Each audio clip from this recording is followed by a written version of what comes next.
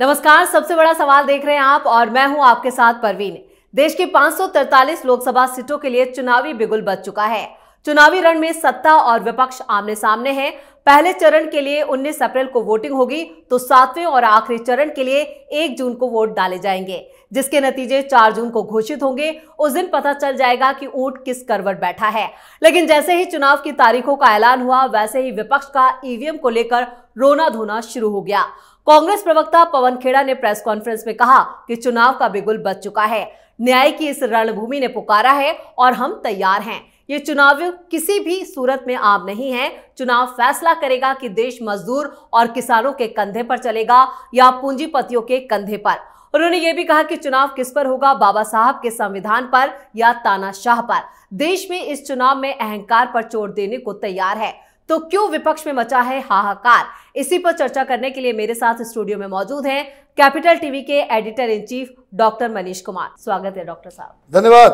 तो आखिर जैसे ही चुनावों की तारीखों का ऐलान हुआ, वैसे ही विपक्ष में ये मातम क्यों, ये हाहाकार क्यों? देखिए, आपने पवन खेड़ा का बयान सुनवाया। It seems Congress party has become a bastard child of communism. शर्म आनी चाहिए पवन खेड़ा को। क्या बकवास कर रहा है ये? आखिरी चुनाव होगा, कंधे पे मजदूर और किसान के। क्यों? बाकी लोग क्या करेंगे? बाकी लोग क्या करेंगे? हमारे कंधे पे, आपके कंधे पे, आम मिडिल क्लास के कंधे पे कुछ नहीं। कहां से ये सारी पॉलिटिकल ट्रेनिंग मिल रही है? बीजिंग में ऑफिस खोल लिया है क्या कांग्रेस पार्टी का? किसान मजदूर जो बकवास आता है बकवास करते हैं। ये देश पूंजीपतियों के कंधे पे भी, किसानों के कंधे पे भी, मजदूरों के कंधे पे भी, प्रोफेशनल के कंधे पे भी, युवाओं के कंधों पे भी, मिडिल क्लास के भी कंधों पे, गरीबों और अमीरों सबके कंधे पे मजबूती से खड़ा रहेगा। ये जो अल्प ज्ञानी बनकर के घूम रहे हो ना, ये पता नहीं वो चाइनीज पैसे का कमाल है या चाइनीज दलाली। इस हिसाब से तुम लोगों ने करना शुरू कर दिया है कि तुमको इस बात का भी इल्म नहीं कि राजनीति में इस तरह की भाषा का मतलब क्या होता है। डिक्लेयर कर दो तुम लोग वामपंथी चाटुकार हो गए हो। डिक्लेयर कर दो कि भाई हमारी जो है वो हम सिर्फ किसान मजदूर, बाकी लोग कोई नहीं। दिमाग खराब हो गया इन लोगों का। ये हारने वाली टीम की निशानी है।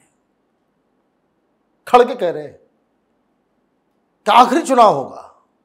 मैं आपको बता दूं बड़ा इंटरेस्टिंग स्टोरी। ये 2009 में मैं एक अखबार में काम शुरू किया, वामपंथी अखबार था। उसमें कांग्रेस पार्टी की सरकार थी, मनमोहन सिंह फर्स्ट।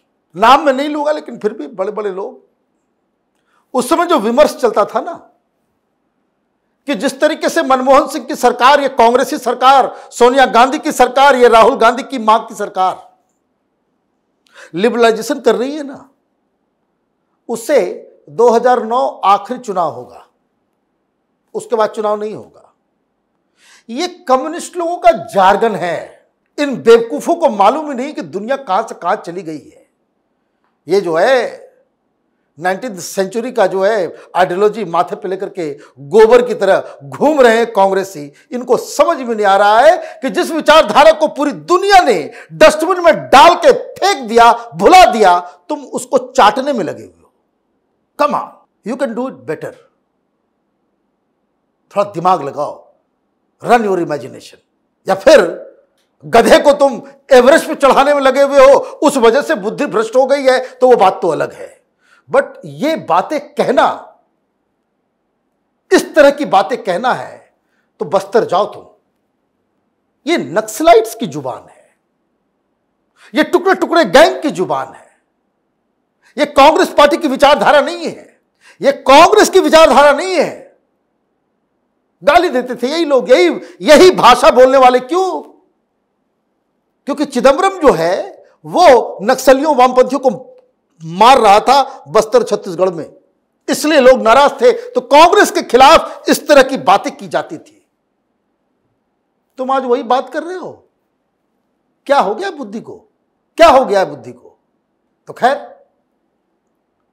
उसके बयान को सुन के मुझे लगा कि ये सब की बुद्धि में जो है ऑलरेडी वो बंधक बन चुकी है, इन लोगों से कोई उम्मीद नहीं है। और मैं आपको प्रिडिक्ट कर दे रहा हूं, हिंदुस्तान को ये वामपंथी कभी समझ नहीं पाए, ये कभी नहीं समझ पाएंगे। और इसलिए जिन जिन लोगों ने इन वामपंथियों की चाटुकारिता की है वो बर्बाद हो गया। बड़े बड़े लीडर, कभी और कहानी बताऊंगा मैं। कांग्रेस पार्टी इसी तरह की भाषा, इसी तरह की जुबान, इसी तरह की आइडियोलॉजी पे चल के इस चुनाव में 30 क्रॉस नहीं कर पाएगी। You mark my word. ये हिंदुस्तान का समाज दूसरे हिसाब से चलता है। ये वामपंथी जेएनयू के जो चिरकुट लोग हैं, वो कुछ समझा देता है, वो मजाक का पात्र है कि वो एनजीओ वाला को लिख के दे देता है और ये जो है बकना शुरू कर देता है। तो खैर, आप तैयार नहीं हो, आपकी तैयारी कांग्रेस पार्टी को बर्बाद करने की है। तैयार होते तो कांग्रेस पार्टी बताती कि रायबरेली से कौन लड़ रहा है, अमेठी से कौन लड़ रहा है।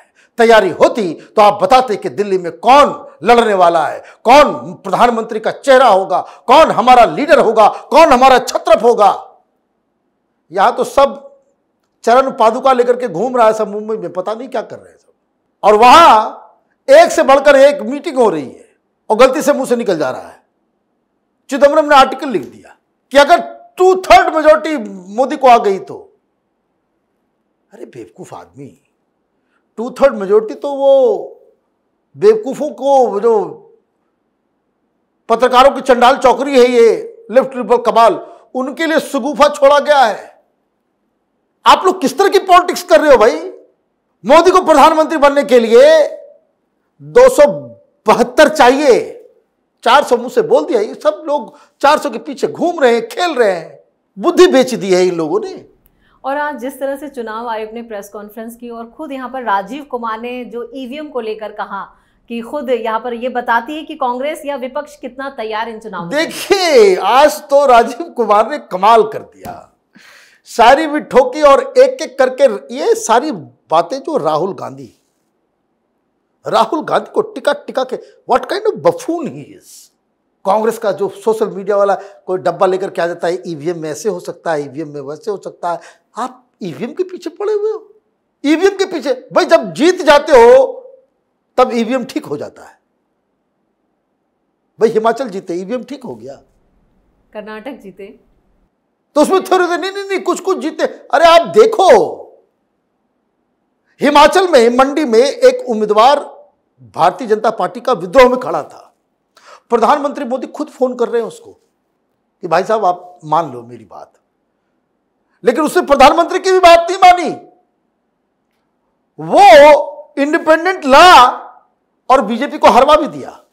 जब इतना, आप ये समझिए, एक एक सीट के लिए जब प्रधानमंत्री लड़ रहे, खुद फोन कर रहे। राहुल गांधी कभी किसी को फोन कर सकता है? नहीं करेगा। कि सब कुछ तो वो खानदान के नाम पे थाली में बिछाया मिला है ना, मेहनत करनी पड़ी नहीं है। तो अभी ईवीएम, अभी दुनिया कहां से कहां निकल गई है। ये लोग अभी भी जो है वो, आज सुनने में आ रहा है कोई भारत जोड़ो न्याय यात्रा, वो जो तमाशा इन लोगों ने किया उसका आज समापन हो रहा है। मतलब इलेक्शन की घोषणा हो गई, आचार संहिता लग गया, आप अभी भ्रमण पे ही चल रहे थे। प्रचार कब करोगे? संगठन को खड़ा कैसे करोगे? तो ये मुझे लगता है कि ये जो आपने जो सवाल किया, ये रोने धोने का, इट इज इल प्रिपेयर्डनेस। आप तैयार नहीं हैं, आप प्रिपेयर्ड नहीं है। इसलिए एक और रो रही है महिला, ममता दीदी के साथ दिक्कत क्या है कि 7 फेज में होगा 42 सीटों में। अब उससे क्या दिक्कत है? उससे दिक्कत यह है कि भाई पूरा जो सेंट्रल फोर्स है वो 6 जगह पे चुनाव करते हुए 42 पहुंचाएगा 7 फेज में। अभी 6 सीट, अभी तो क्या होगा कि प्रचुर मात्रा में वहां पे सेंट्रल फोर्सेस होंगे, हर गली चौराहे पे सीआरपीएफ होगा। तो बूथ कैसे लूटेंगे? तब तो बूथ लूट नहीं पाएंगे आप। इसलिए रोना धोना शुरू है। भाई बीजेडी भी है, बीजेपी के साथ लड़ रही है, कोई विरोध कर रही है? नहीं कर रही है। भाई इंडिया अलायंस में ही भाई स्टालिन है, विरोध कर रहा है, नहीं कर रहा है 7 फेज का। ये पत्रकार लोग शुरू हो गए, वो चट्टे बट्टे सब हैं 10-12 गिनती पे, आपको मालूम है, जो सवेरे सवेरे उठते हैं मोदी को गाली देते हैं, सवेरे सवेरे सोते हैं तो मोदी को गाली देते हैं। अब वो लोग करें कि नहीं नहीं बाबा 4 फेज में होना चाहिए, 7 फेज क्यों इतना लंबा कर दिया। अरे भाई साहब 2014 में भी देश में चुनाव हो रहा था, उसमें वोटर जो है 10 करोड़ कम थे, अभी जो है 97 करोड़ के आसपास वोटर हो गए। कितने फेज में होते चुनाव 2014 में? यूपी की सरकार थी, मनमोहन सिंह प्रधानमंत्री था। 9 फेजेस में, 9 फेज में चुनाव हुआ था, 7 में तुमको दिक्कत हो रही है। मतलब आपको कुछ न कुछ क्रिटिसिज्म करना है, कुछ न, इसको कहते हैं थेथरोलॉजी, कुतर्क। तो कुतर्क का कोई जवाब नहीं है, लेकिन जिस तरह की भाषा का इस्तेमाल कांग्रेस पार्टी ने किया है, ये नाकाबिले बर्दाश्त है। देश की नेशनल पार्टी वामपंथी नहीं हो सकती। इस पार्टी के ऊपर जो है कोई बहुत बड़ा खेल किया जा रहा है। इट इज समथिंग, वो बहुत सारी किताबें केजीबी की आती है, उसमें बताते हैं कि भाई किस तरीके से कांग्रेस को जो है केजीबी ने अपने पूरे चंगुल में ले लिया था। क्या चीन की एजेंसियों ने कांग्रेस पार्टी को बुरी तरीके से पंगु बना दिया है, अपने हाथ में ले लिया है? ये एक बड़ा सवाल है जिसका आंसर ढूंढना पड़ेगा। सवाल जरूर बड़ा है और यहाँ पर कांग्रेस को अपनी नाकामी को भी यहाँ पर जानना होगा और इस पर मंथन करना होगा। इस तमाम बातचीत के लिए आपका धन्यवाद। तो 2024 का रण इस बार कई मायनों में काफी खास होने वाला है, क्योंकि विपक्ष भी अपनी जीत का दावा कर रहा है, तो सत्ता पर काबिज बीजेपी इस बार विपक्ष को पूरी तरह साफ करने के लिए ताल ठोक रही है। अब किसके दावे में कितना दम है और किसे मिलेगी दिल्ली की सत्ता की चाबी, ये 4 जून को साफ हो जाएगा। सबसे बड़ा सवाल में आज के लिए इतना ही। अगर आपने अभी तक हमारे चैनल को सब्सक्राइब नहीं किया है तो सब्सक्राइब कर लीजिए, हमारे वीडियो को लाइक कीजिए, शेयर कीजिए और वीडियो पर कमेंट करके जरूर बताएं कि आपको हमारी ये खबर कैसी लगी। धन्यवाद।